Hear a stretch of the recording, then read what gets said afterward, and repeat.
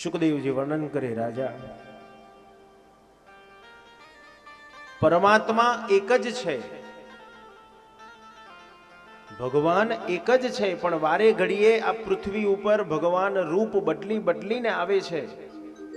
તેથી સમાજ એને અલગ અલગ નામથી સમાજ બોલાવે છે, પણ ઈશ્વર એક જ છે. તમે એને રામ કહો, કૃષ્ણ કહો, વામન કહો, નૃષિ કહો, કચ્છ કહો, મત્સ્ય કહો, વરાહ કહો, પણ ભગવાન કહે છે હું તો અંતમાં એક જ છું. નરસિંહ પોતાના કીર્તનમાં લખે છે, પવન તું, પાણી તું, ભૂમિ તું, ભૂદરા, વૃક્ષ થઈ ઝીલુઈ રહ્યો આકાશે, વિવિધ રચનાઓ કરી, પણ અંતે તો હેમનું હેમ છે.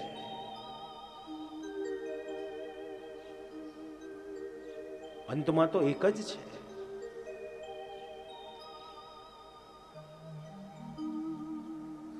જે સંકલ્પ શક્તિથી ભગવાને આખી જગતની રચના કરી, એ જ જગત એક દિવસ એ ભગવાનના મુખમાં સમાઈ જશે.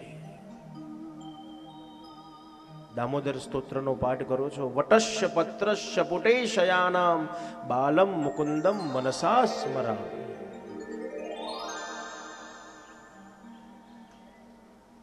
મનુ અને સપ્તર્ષિ જ્યારે નાવડામાં બેઠા છે, આખું જગત પ્રલયમય છે, અને મનુ રાજાએ જોયું, અરે આખું જગત જ્યારે પ્રલયમય છે ને એ પ્રલયમાં આ વડવૃક્ષ ક્યાંથી આવ્યો? એ વડવૃક્ષ ઉપર, પર્ણ ઉપર ભગવાન બાલકૃષ્ણ ક્યાંથી આવ્યા? ભગવાન બાલકૃષ્ણને બગાસું આવે, અને બગાસું આવતા મનુ અને સપ્તર્ષિ ભગવાનના મુખમાં ચાલ્યા જાય. જે ઉદરમાંથી આખા જગતની રચના થઈ, એ જ આખું જગત એક દિવસ એ ઉદરમાં સમાઈ જશે. સુખદેવજી વર્ણન કરે રાજા, પરમાત્માના 24 અવતાર છે. અનુયુગમ તનુ, વારે ઘડીએ ભગવાન આ પૃથ્વી ઉપર રૂપ બદલી બદલીને આવે છે. તેથી સમાજ એને અલગ અલગ નામથી સમાજ ઓળખે છે, પણ અંતમાં તો ભગવાન કહે છે હું એક જ છું.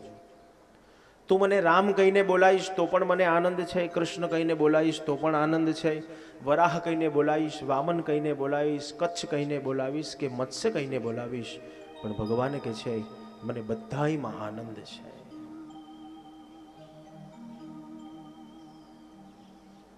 ભક્તો કહે છે, ચાહે કૃષ્ણ કહો યા રામ, જગ में सुंदर है दो नाम, चाहे कृष्ण कहो या राम. एक हृदय में प्रेम बढ़ावे, एक ताप संताप मिटावे, दोनों सुख के सागर है और दोनों पूर्ण काम, चाहे कृष्ण कहो या राम.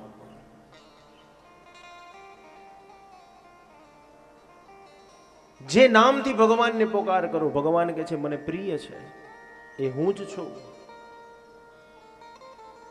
બાહ્ય દ્રષ્ટિથી આપણને ભગવાન અલગ અલગ દેખાય છે, પણ અધ્યાત્મની દ્રષ્ટિ એમ કહે છે કે ભગવાન એક જ છે.